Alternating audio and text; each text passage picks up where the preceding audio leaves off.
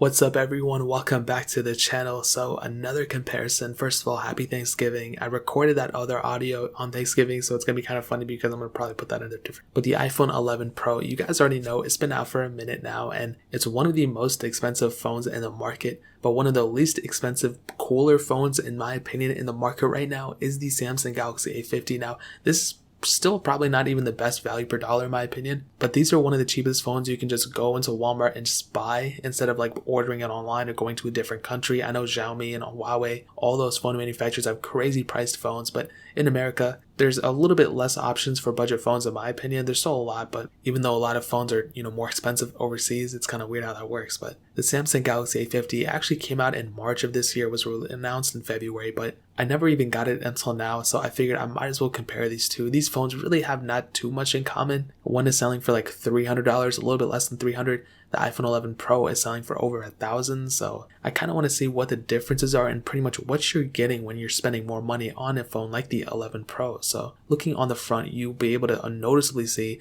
the iPhone 11 Pro has a 5.8-inch Super Retina XDR OLED display. That resolution is 1125 by 2436, so almost a 1080p panel but a little bit bigger. However, on the A50 we have a 6.4-inch Super AMOLED display, and that one is 1080p. And what I can tell you from my opinion, I don't think the iPhone 11 Pro's panel is bad, and I don't think the A50's panel is bad either. Obviously, I think both of these are very decent. I think the 11 Pros might be a little bit better because of that True Tone display. It adds a little bit more flair to the image when you're looking at something. The Samsung Galaxy A50's panel isn't bad though, like I'll definitely tell you. Between both of these, I would probably give it to the 11 Pro, but the A50's is not bad in my opinion. However, one funny thing is that the screen to body ratio is actually higher on the Samsung Galaxy A50, so you're getting more screen and less bezel, which might have something to do with that Infinity V display. On the 11 Pro, we just have that standard notch up top. So on the back, triple camera setups on both of these, which is kind of funny, and I'll hit on them in a minute. USB Type-C on the A50 as well as a headphone jack, only a lightning port on the 11 Pro. And in the way they feel in the hand, I'll definitely give it to the 11 Pro. I feel like that phone feels a little bit more premium in the hand.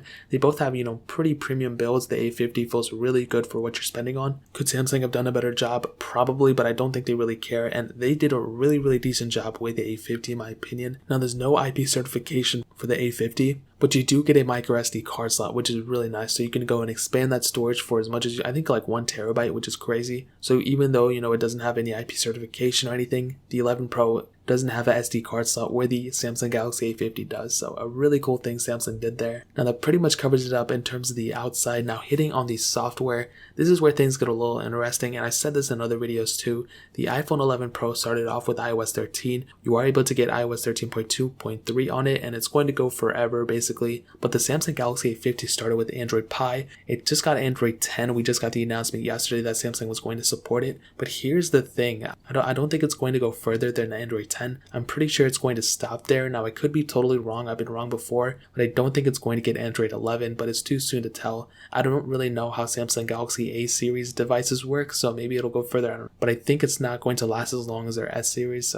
But either or, the iPhone 11 Pro will not only outlast the successor to the A50, but probably that successor as well. So the 11 Pro is going to last for a very long time in terms of software. But the A50 will always have custom ROM support and root support at some point. Whether it doesn't have it now, it will get it at some point. So that's a really cool thing for the Android counterparts, that you have that ability where you don't necessarily have it on iOS devices. So that pretty much covers it up in terms of software. Now let's go ahead and hit on the speed, and I'll go ahead and do a speed comparison as well, but I'll tell you the specs of both these phones. The iPhone 11 Pro has the Apple A13 Bionic chip, a hexa-core CPU with 4GB of RAM. The Samsung Galaxy A50 has the Exynos 9610 chipset, an octa-core CPU with 4GB of RAM as well on some models, but there's 2 models with that have 4GB of RAM, and there's 2 models that have 6GB of RAM. My specific model, I do have the 4GB of RAM option, so let's go and see which one is the faster device between these.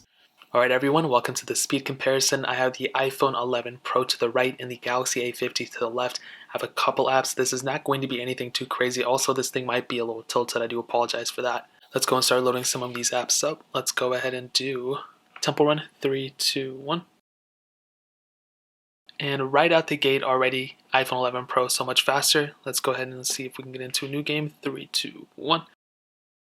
And you can see there was a little bit of stutter on the Galaxy A50, and you can even see the screen quality as well. Look how much better the screen quality is on the iPhone 11 Pro. As you can see, there seems to be like a little bit of an air gap on the Galaxy A50. And I mean, the graphics and everything are going to be the same. It's a very basic game at the end of the day, but iPhone 11 Pro won that one. Snake versus Blocks, 3, 2, 1.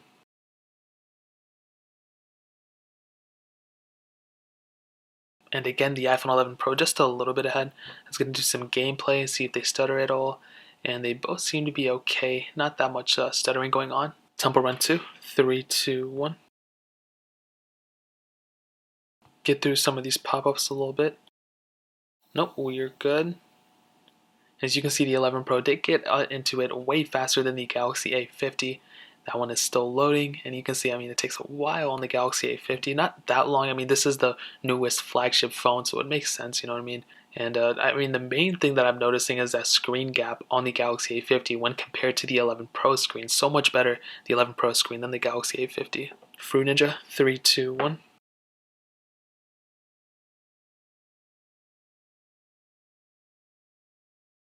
'11 Pro got into it faster, and then shortly after the Galaxy A50, not that insane of a difference if you ask me.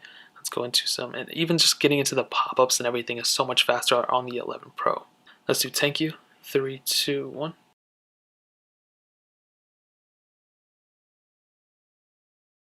And as you can see, I honestly wasn't looking. Who knows which one was faster? But as you can see, I mean, this is a very basic game, so it's not really, an insane game in my opinion.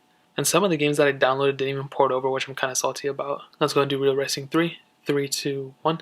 Now there are two different models of this game right now. For some reason, I don't have this update on my iPhone 11 Pro, which I found really, really weird, so I don't really know what's going on with that. But we'll go ahead and see which one is faster. And actually, well, technically, I don't really understand this because for some reason on my A50, I keep having to re-download it, but on my 11 Pro that hasn't happened yet. So I'm not really too sure what's going on with this. It shouldn't be like this on my A50, and that I'm going to take that as an L for the A50 in this case. Let's go and do some system apps. Let's do the camera, 3, 2, 1. And as you can see, I'm not really too sure which one was faster. It was kind of hard to tell. Let's go and do their designated app stores, 3, 2, 1. I actually think it was more so a tie. I didn't really see one being like extremely fast. That was kind of weird. And that really pretty much covers it. Like I said, a quick one. I don't have too many apps on both these that are the same, but if you guys have any, let's go and end it off with Bofa, 3, 2, 1. This is like the most popular app that a lot of people like seeing for some reason. Actually, the A50 won that one shortly after the iPhone 11 Pro. Between both of them, both are, very good phones. I think the 11 Pro overall is the faster one. The A50 is just a little bit behind each time. But dude, for the price you're paying for the A50, that's not a bad amount of difference in my opinion. I mean, if the 11 Pro is the cream of the crop, if this is like one of the fastest phones in the market, the A50 is almost like right behind it, which I'm pretty surprised about. So that pretty much covers it. Let's get back to the whole entire comparison.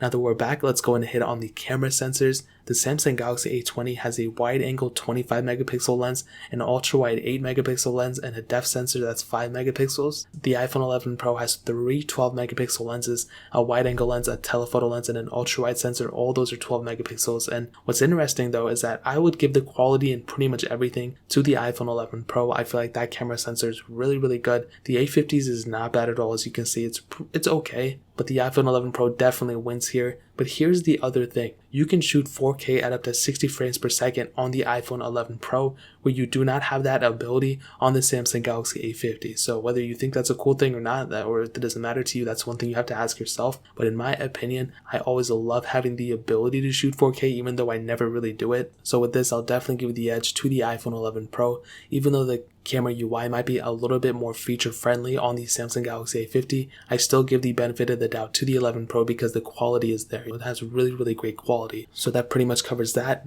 Now let's go ahead and hit on the battery life. The Samsung Galaxy A50 has a 4000 mAh battery. The iPhone 11 Pro has a 3046 mAh battery. And between both of these, what I'll tell you is I think they're pretty close in terms of the battery life. The Samsung Galaxy A50 does not have wireless charging, where the iPhone 11 Pro does, which is really nice. So I'll probably give the overall battery usage and features to the iPhone 11 Pro. I think that's a really cool thing. The A50's battery life is not bad. They're both non-removable, but I'll probably give the edge to the iPhone 11 Pro. Now, one really cool thing of the Samsung Galaxy A50 is that when you're paying for it, you're paying like $300, probably less than that. But the cool thing is you're getting that microSD card slot, USB Type-C headphone jack, but you're also getting an inbuilt fingerprint sensor as well. So there's a fingerprint sensor in the screen, which is really, really nice. I love seeing that for a phone of this budget. The iPhone 11 Pro has that standard Face ID, so between both of these, the iPhone 11 Pro definitely is the better device in my opinion, but you're getting quite a bit of a package with the Galaxy A50 for the price that you're spending on it. So I'll go ahead and find the cheapest one on Amazon, the A50 that I find, and I'll link it straight down in the description below so you guys can get it from there and help support the channel at the same time. But that is pretty much it. If you guys have any other questions or anything, leave it down in the comment section as well. Hit that like button, that would mean so much, but definitely hit that subscribe button. Every single subscriber that we get really does count, so it would mean so much if you guys could hit that. Also check out the other links down in the description as well. My Twitter, my Instagram, my second channel, all those links are linked down below. I'd really appreciate it if you guys could check it out. But more importantly than everything else, I love every single one of you guys. Hopefully I'll catch you guys in the next video. Peace out.